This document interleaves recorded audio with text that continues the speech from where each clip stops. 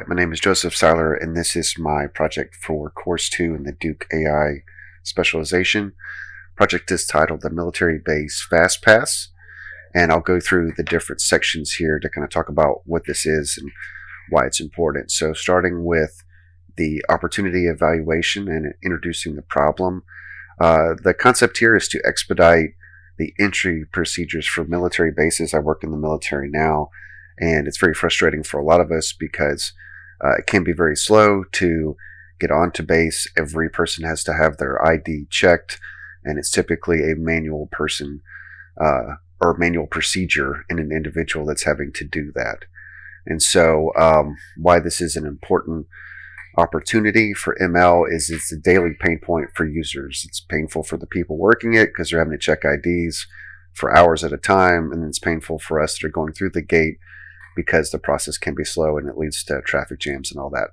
So data is available for this, including the registered people who are trying to get on base. And then I believe it's feasible with ML to expedite the procedures. So we'll get into how we could do that. So Section 2, CRISP DM Business Understanding. Further defining the problem would be that the military base entry procedures are slow and manpower intensive. They require a large number of personnel checking IDs. This creates traffic backlogs and delays people getting to work. Widely recognized that this is a problem. So what does success look like? Success would be an improved entry system that maintains or improves security while simultaneously decreasing the number of workers and the time it takes to in-process individuals. Output metrics, the technical data that we would want, would be the recognition of each vehicle and user who is trying to get on base and the time it takes to process them, which we could look at in terms of the performance of the model, specifically with regards to the legacy system or what we're currently using. The outcome metrics that we would share would be the time it takes to process all the individuals onto base and any instances of unauthorized entries. We would share that as well.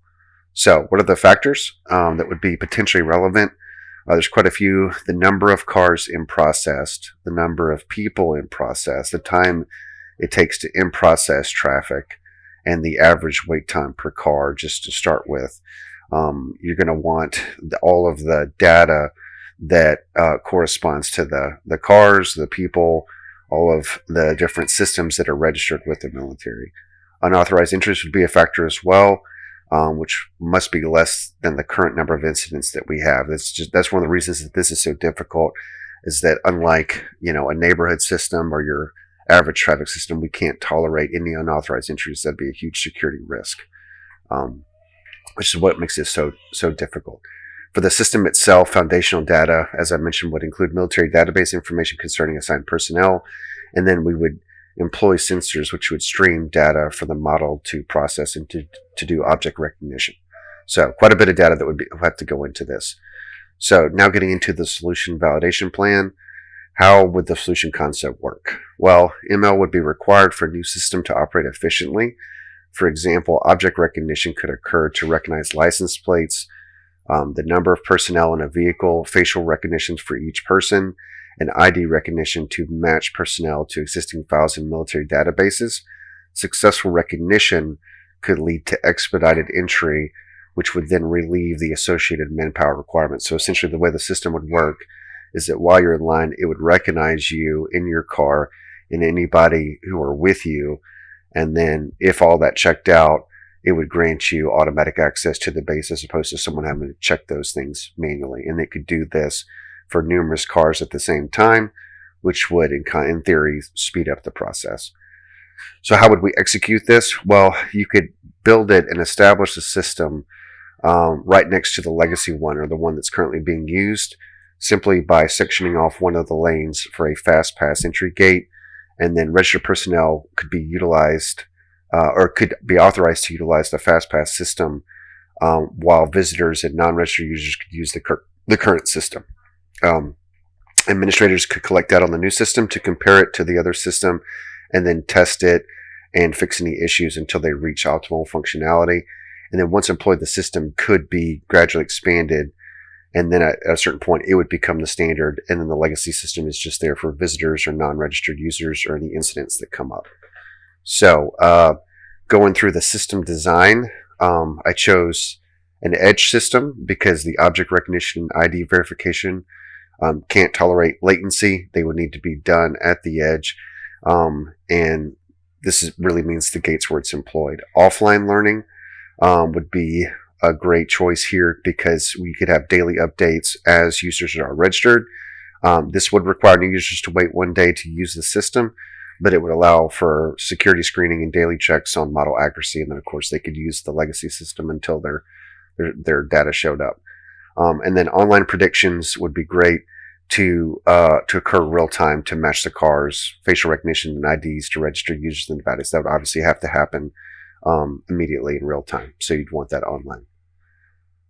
Now, potential risks in production. This is kind of what I think is held up having a system like this when plenty of the similar systems exist in the commercial sector. A major hurdle is the requirement for users to provide data to the system. So currently in the military, we register our name and ID, but not vehicle information. So users would have to voluntarily submit their vehicle information for recognition. And at the same time, we don't always use the same car to drive to work. So if you're using a different vehicle, that could cause issues. And so the system would have to be flexible enough to allow users to enter using a different vehicle while still recognizing and validating their identity. You could use a tiered approach in which the system starts by car recognition and then proceeds to facial recognition and only requires ID verification if the car is not matched. So you could have a tiered approach to this. It would just require the sensors to function that way. A second major hurdle is the problem of unauthorized patterns. The sensor data must be accurate enough to recognize other members in the vehicle and prompt them for recognition. This would require more elaborate sensor technology, requiring a greater investment into the system for its initial functionality. So essentially what I'm saying is that if you had other people in the car, the system has to be smart enough to recognize that there are other individuals and to prompt for their ID as well. You can't have someone who is authorized bringing on people who aren't. Regular maintenance of all equipment would be required to ensure that this continues to work. And so in order to do that, you're going to just have a lot more sensors than your average commercial system. And so what could help with this would be conducting a cost analysis between the current system and how much money goes into that, and then a proposal to include all the sensors and what would be required to maintain a system like this, and then being able to see which one is actually cheaper.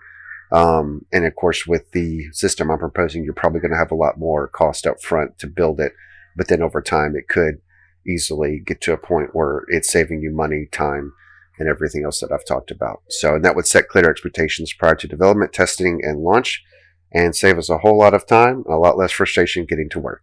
All right. Thank you all so much for listening. Let me know if you've got any thoughts on this, and appreciate your time.